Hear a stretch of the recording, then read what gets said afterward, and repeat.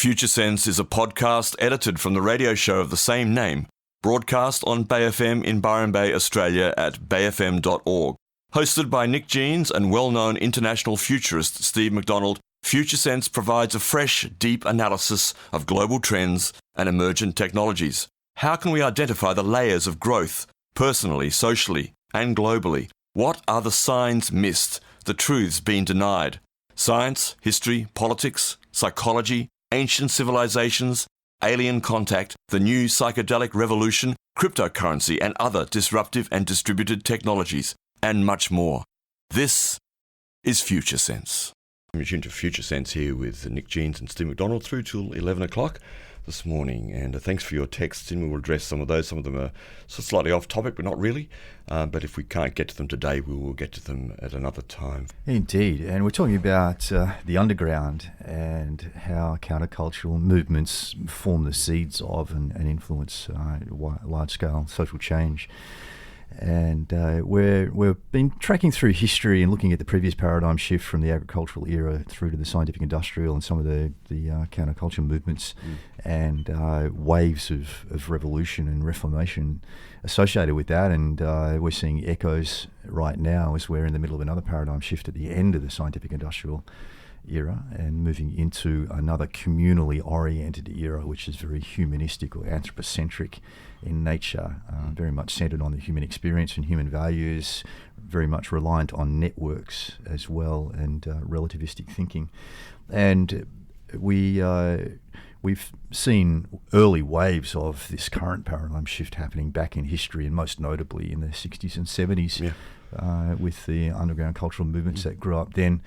Well, even the 50s, because we're talking a little bit about the Beat Generation, which is a little earlier than that. That's right, the Beat Generation as well, and some of the pioneers of that. And it's interesting to note that they, in turn, were sort of seeded by movements that came out of the Second World War. Yes. And the existentialist movement, including Jean-Paul Sartre and Albert Camus, in the years immediately after World War II. And those guys were members of an underground publication during the Second World War called Combat, which was a newspaper for the French resistance. From 1942. Yeah, I didn't know that until today. It was fascinating about Sartre because I've read Sartre and Camus, and I didn't know about that history of them during the war in the underground, which is and they were working with a guy who founded that movement called Henri Freinet, and the three of them published this Combat magazine, and then that in turn inspired members of the Beat Generation like Jack Kerouac and Allen Ginsberg.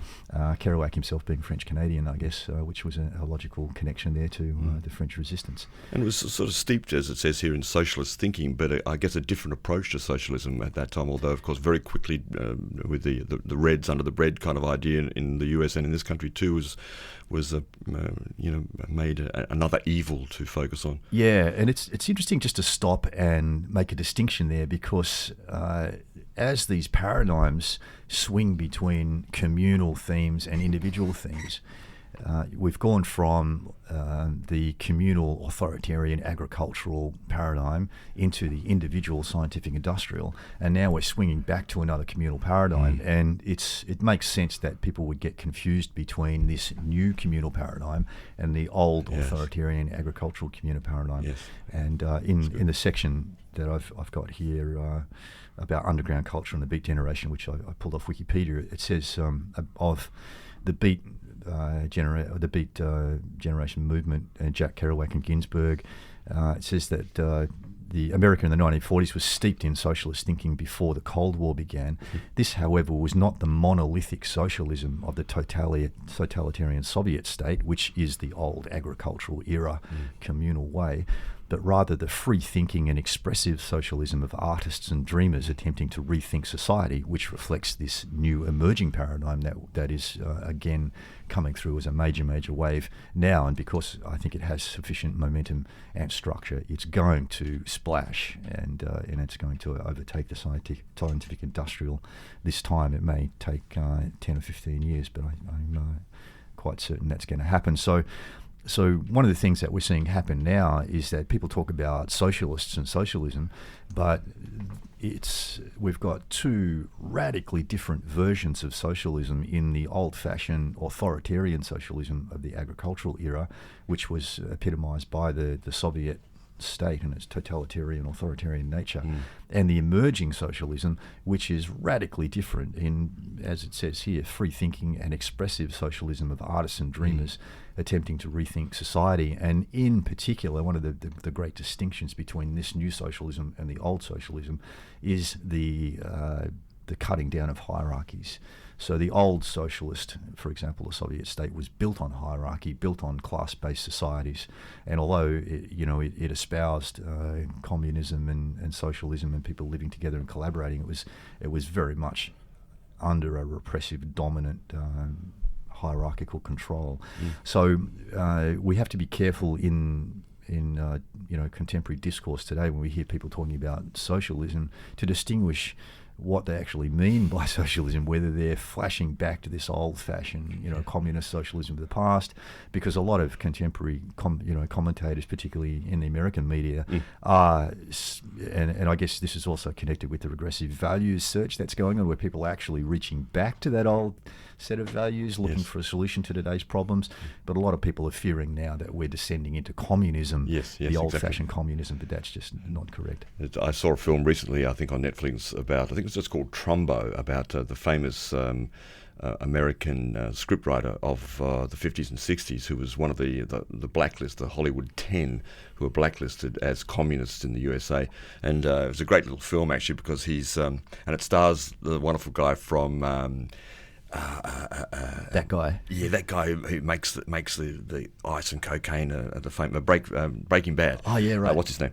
Fantastic actor, brilliant actor. And it stars him as Trumbo. And you see him actually becoming underground in the Hollywood scene as he's banned, and having to write scripts under a different name because everybody wants his scripts, but nobody wants to actually say that they're using him because he's a communist. Yeah, right. But it was all a complete furphy of the time, really. Yeah, interesting. For some of the younger listeners, you might not have heard of the Beat Generation, but they were a literary movement started by a group of authors whose work explored and influenced American culture and politics in the post-war era after World War II. Bulk of their work was published and popularised throughout the 1950s, which interestingly was exactly when Claire Graves was doing his research into human values, his field research. The central elements of beat culture are the rejection of standard narrative values, making a spiritual quest, the exploration of American and Eastern religions, the rejection of economic materialism, explicit portrayals of the human condition, experimentation with psychedelic drugs, and sexual liberation and exploration. And some of that might sound familiar. Indeed.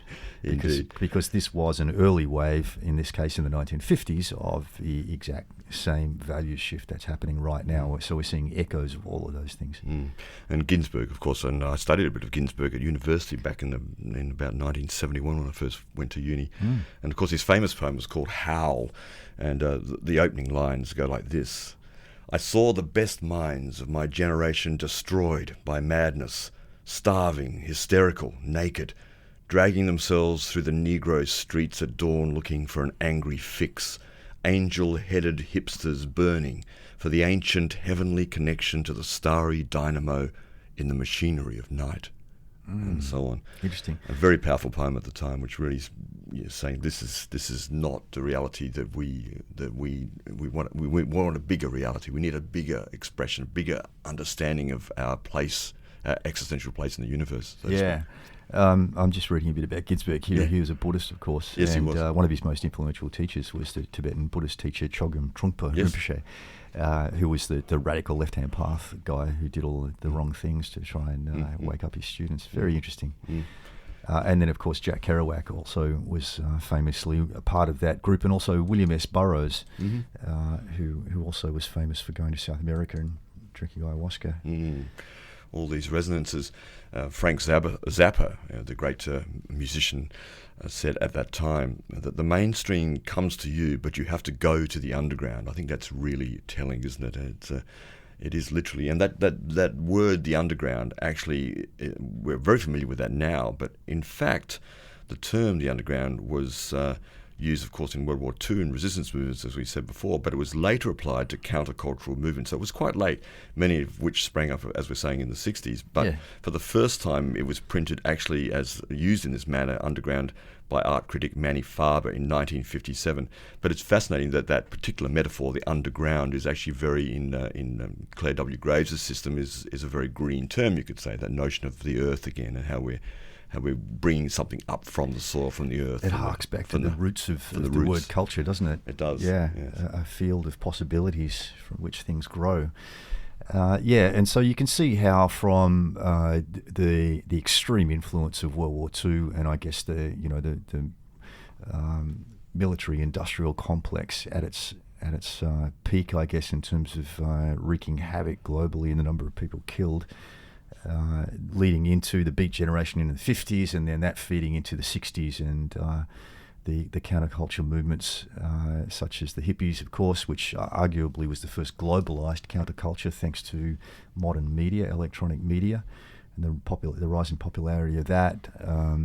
The musical aspects of the 60s revolutions, like Woodstock, for example, where 500,000 people came together to sing about revolution and change. I dreamed I saw the bombers flying and turning into butterflies above the sky. Or however the great lyrics go of Joni Mitchell in the song Woodstock. Exactly, and of course a lot of the key characters in the 60s were inspired by Kerouac and Ginsberg and reading their material and those sorts of things. Yeah. Beautiful. For all of you out there, strangers in a strange land, you're grokking Future Sense here on Bay FM.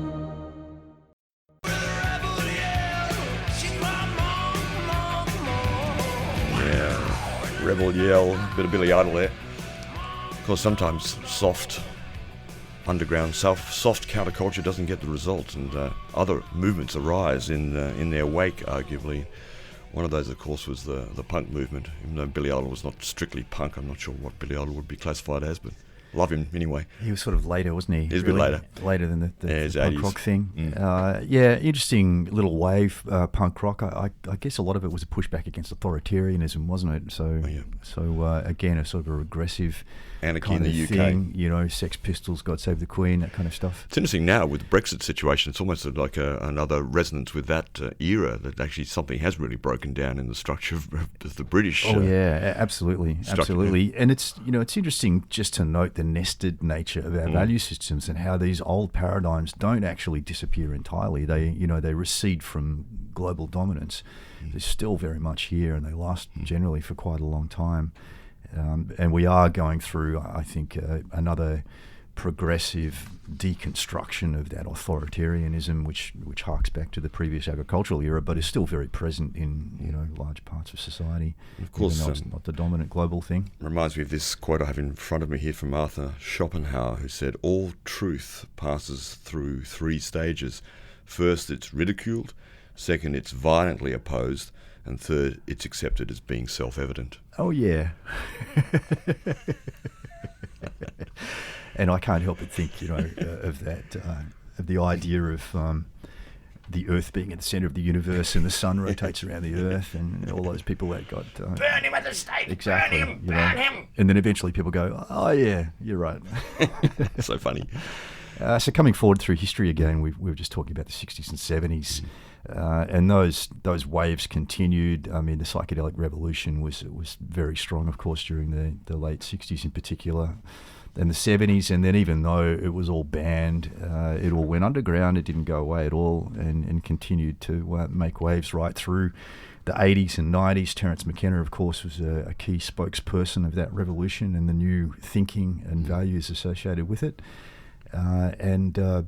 Right through to the present day, these waves haven't actually gone away. They've been very much underground, though. And being underground, it's hard to gauge just how strong they are and just how much momentum is actually happening underground. But there is quite a lot, and particularly in the present day, I think the plant medicine psychedelic movement is having an enormous impact globally in terms of changing human perspectives and shifting human values, but it's mostly unseen. Yeah. And we've just been at an event over the weekend with the plant medicine movement, which we'll talk about a little bit later in the show.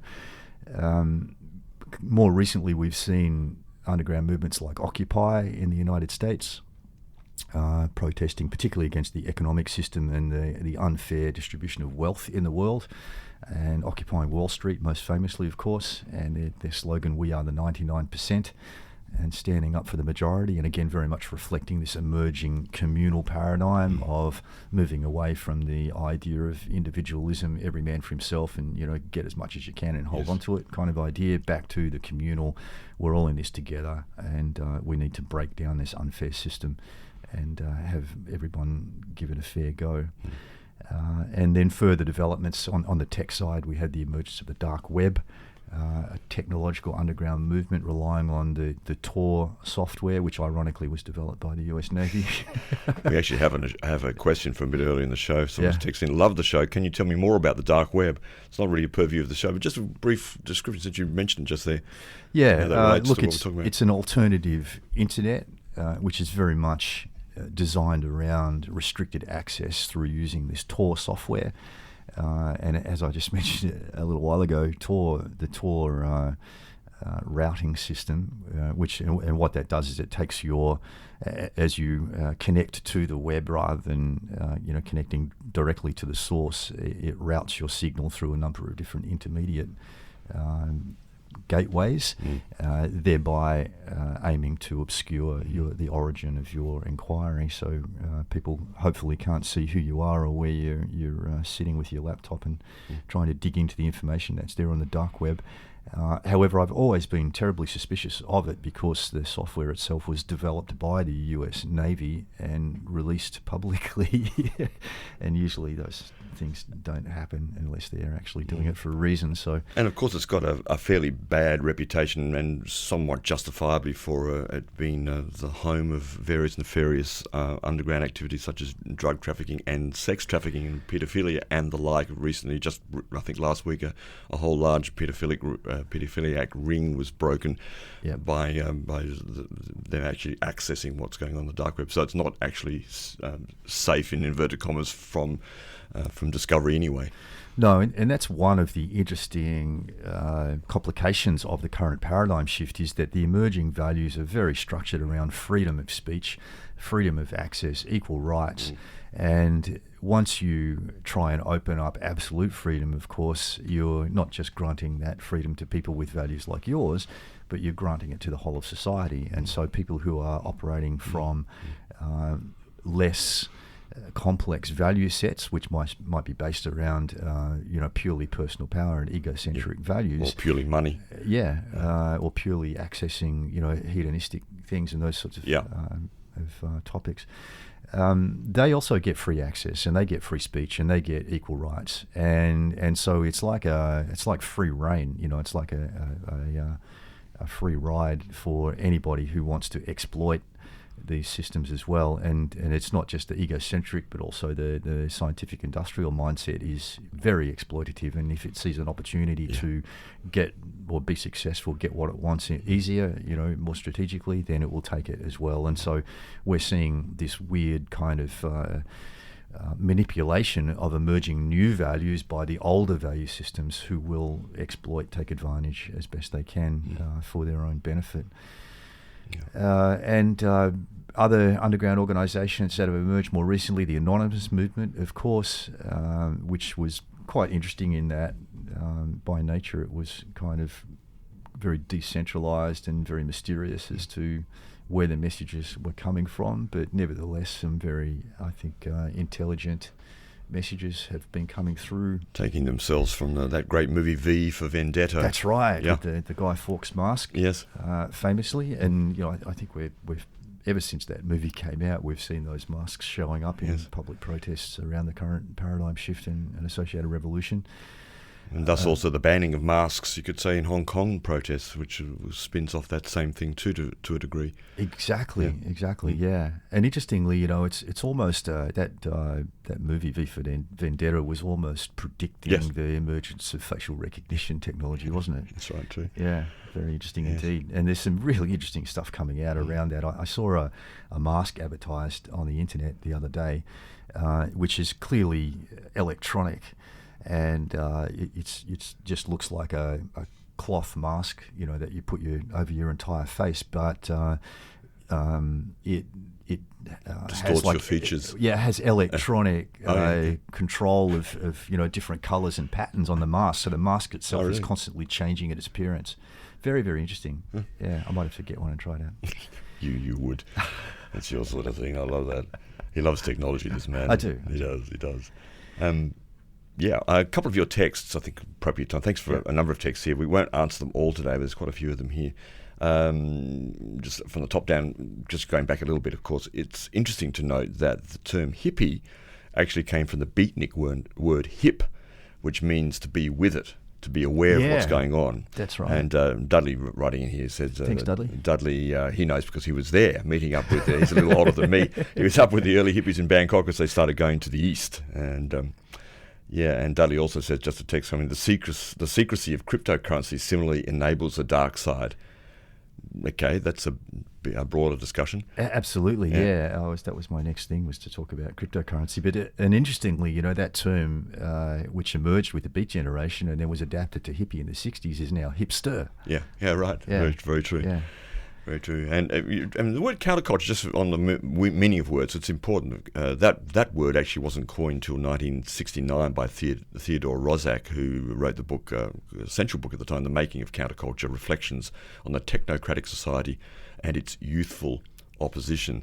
So those sort of terminologies are fairly new and still, I guess, in a sense, empty enough of meaning to pour more meaning into, because I think the counterculture now is maturing for sure, whatever that actually looks like, and we'll talk about that in the last half an hour to some degree. Yeah, and just to talk quickly about cryptocurrency, we saw the emergence of cryptocurrency fairly recently, and it very much came out of the underground and the underground coding movement, cypherpunks, and very explicitly designed to collapse the current economic system. And it's no surprise that we're seeing major pushback against cryptocurrency by mainstream establishments, even to the point of banks, even right here in Australia. If you put on a transaction that you're buying cryptocurrency, then you can have your transactions blocked and maybe even your account frozen. And it's amazing to think that kind of thing can happen in this day and age. I guess it sort of also equates to the government legislation trying to stop freedom of speech and those sorts of things. Yes, indeed. You're tuned to Future Sense with Nick Jeans and Steve McDonald. Engage, emerge, activate, and spiral up. You're tuned to Future Sense. A quick nod to a few other texts. We can't do it today. Someone who's mentioned their history with the Huguenots in France, who were persecuted and had to flee. Their Protestants flee to the Catholic Church, and of course these things have been down through history. And the chap who's written in before about patriarchy, matriarchy, really interesting stuff, really acknowledge what you said. Thank you very much. Not going to talk about that today, but you do mention Dr. Warren Farrell's The Myth of Male Power, this particular book, and we'll come back to this at some other point for sure. And I do take your point, and I do also like the friendliness and the love that you give in giving your point of view, and we don't mind any sort of contestation here, and I'm interested in what you've got to say for sure. And we're just about up to the present day with our talk about underground movements and the counterculture throughout history and the role they've played in shifting human values and changing paradigms. And of course, Extinction Rebellion is probably the most topical and recent emergence. We've seen widespread protest action from them throughout the world, and they're very reflective of the emerging humanistic anthropocentric paradigm, and that paradigm is very much focused on, and its purpose, as I see it, is really shifting human values and at the same time identifying and healing what we perceive as broken. And being a communal paradigm, it necessitates a communal environment. We're drawn to recreate rebuild communities, to come together in a global community in many senses, and also an internal, very personal focus, because change starts with me. You know, that's part of the deal, and we feel the need to share our personal change in the communal setting and speak very openly about our personal challenges. And because these things are the major focus, the coding of this particular paradigm, this particular set of human values, means that we won't really see much significant material change in the world in terms of building new systems that make old systems obsolete. These things, I expect, will come from the next iteration, which is the result of the great leap in consciousness to second tier and the seventh layer. But not that far off, folks. But it's all very close and it's very overlapping. You've got to remember that Graves found, layer 7, layer 8 in his field research from the 1950s and early 60s. So these things are happening in parallel. I think you mentioned to me over the weekend, I think it was an ER, Extinction Rebellion protest, and the sophistication of the methodology that they were employing. Yeah. Which is very important, and that's a significant change, isn't it, in terms of the coordinated and communal response and strategies that are adopted by these new movements that are coming forward. Yeah, it is, and characterised by peaceful protest. I think that's one of the big things, and the collaboration of large groups, but working together in structured ways to overwhelm the law enforcement that's present, and those sorts of things. But also having liaisons with the police, with the law enforcement. Yes, that's right. Yeah, and also observers observing what's actually going on, who are dressed, I think, with a yellow jacket or so. And that's right. Yeah. Of course, that story came from the Adani protest side. Thank you. Yeah, so networks of people with different specialties coming together and working very closely to create a well-structured and well-controlled and quite peaceful but often effective protest.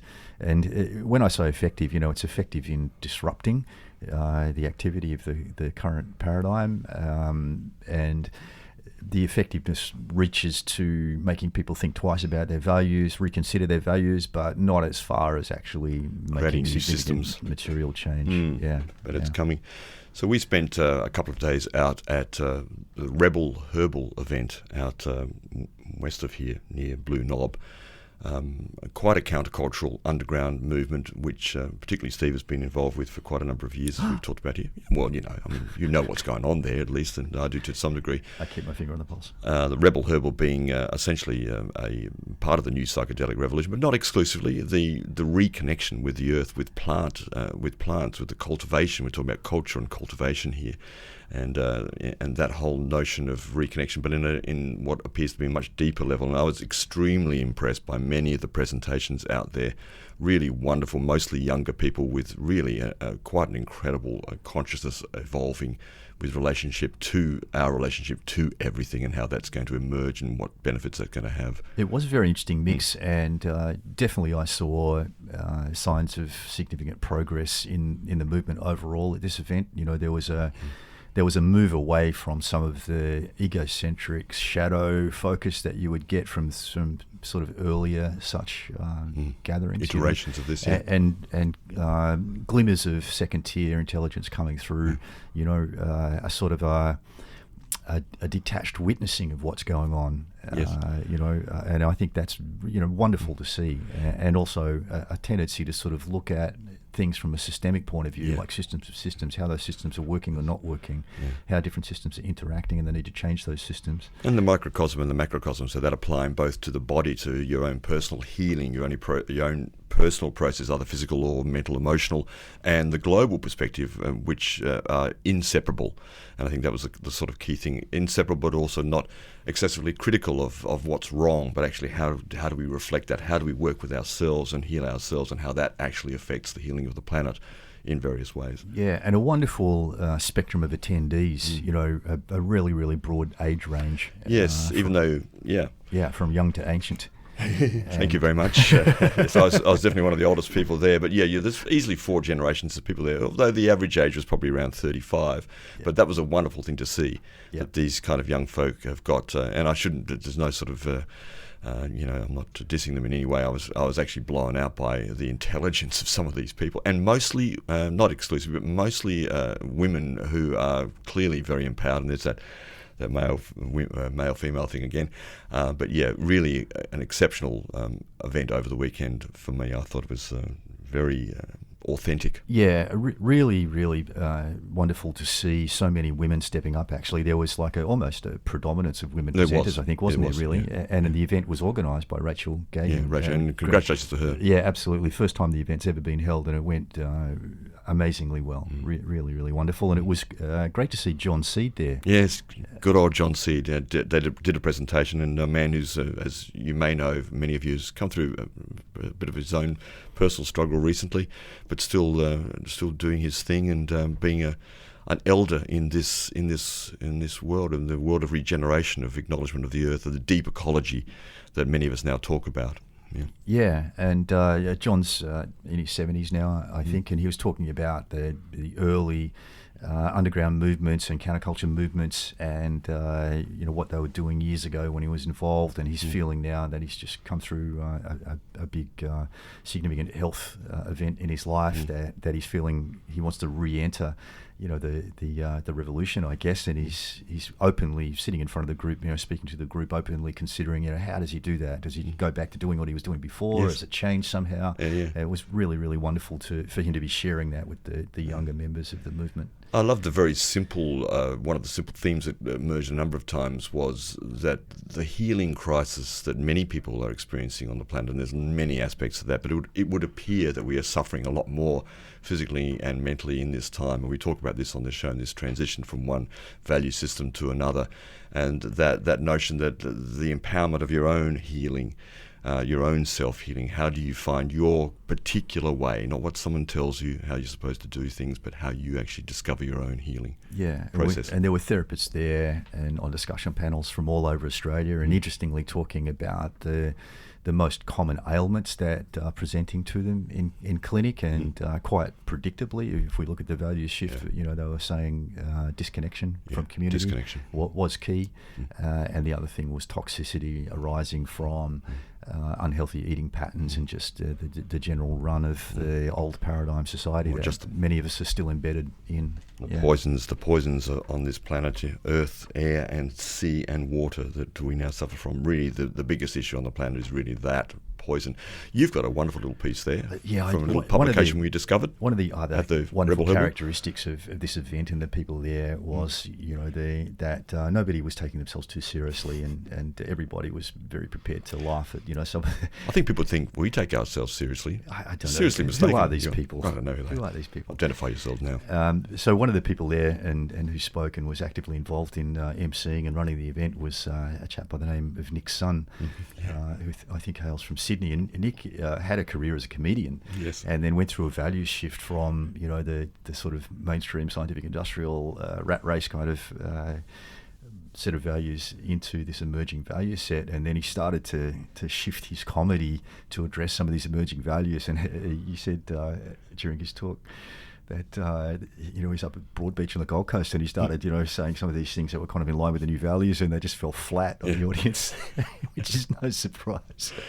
There's a lovely little anecdote like that from a woman on one of the panels who's a naturopath and travels around in a caravan with someone she cares for, and does very cheap sessions for farmers and other people, and trying to get, for example, something like a rescue remedy, which many of you would be familiar with, a sort of alternative sort of homeopathic substance, and with her spray, and trying to spray a little bit of this rescue remedy into the mouth of a cocky out west is not going to happen. And they go, why don't I spray that shit on me? But if she makes it into a lozenge and gives them a lozenge, just suck on this for the day as you till your fields, and you may experience some emotional responses to it. And I thought it was really funny. And it is funny. It's what's appropriate, what actually works for somebody. How can people actually receive some of these things? Exactly. And that recognition of different value sets and the tailoring of things to suit value sets is really an emergent second tier characteristic. It's very interesting. Anyway, I'm going to read this short piece, which was published in a lovely little zine that was issued as part of the Rebel Herbal event. And if you want to check it out, it's of course finished now, but the website is rebelherbal.org. You can have a look and see what it was all about. And this is a piece written by Nick's son, and it's called On Wokeness. Yes. Wokeness, just that idea, that word you may know out there that's been used by trendy people, that they're woke. awoke to something. Yeah, relating to awakening consciousness. And so this is a list of characteristics of being woke, according to Nick Sun, comedian. Number 1, you like to tell people that you are woke, especially on social media. Number 2, you use grammatically incorrect words such as woke. Number 3, you look at people who aren't woke and you feel pity for their unwoke state while thinking, I'm so woke. Number 4, you look at other people who are woke and you size them up and conclude, you may be woke, but I'm woker than you. Number 5, people go out of their way to avoid you because you're too woke. Number 6, other than going on about how woke you are, you don't do much else about it, really. Number 7, you think that because you are woke, there is no further woking to do. Number 8, you sit around with other people who are as woke as you and you woke each other off. If there are enough of you, you form a circle shape to perform this activity and have what is known in anthropological terms as a circle woke. Number 9, some of this might be sounding familiar. Number 9, while you decry the forces that seek to keep everyone asleep, you still tacitly support the very same structures that keep the system in place. Number 10. It's getting serious now. Sorry, but you aren't woke enough to understand number 10, so I won't bother trying to explain it to you. Number 11. You equate being woke to being right. Number 12, you decide to write a petty article bagging out woke folk as it places yourself above them because you obviously are woker than them you woke off. Love it. He was wonderful. He was a wonderful chap. That's from Nick Sun, and if you like his work, you can check it out. He's on medium.com at Nick Sun, Nicksun, and he's got a YouTube channel as well. Beautiful. We'll leave it there. Thanks for your text, and that last one's come in thanks to David, who's written in, and yes, we will take note of that and come back to you very soon. That's it for Future Sense. You can check out our podcasts, edited podcasts, within a couple of days of this broadcast. You can also listen to the whole show at bayfm.org by this afternoon once I enter a new show and stick the songs in there and so forth. But the edited version will be podcast within a couple of days, and you can access it easily through futuresense.it. It's just a portal to our podcast, but also on things like iTunes, you can get the podcast. Thanks for joining us around the world, whoever's out there, and we'll be with you next week. Stay tuned. You've been listening to Future Sense, a podcast edited from the radio show of the same name, broadcast on Bay FM in Byron Bay, Australia, at bayfm.org. Future Sense is available on iTunes and SoundCloud. The future is here now. It's just not evenly distributed.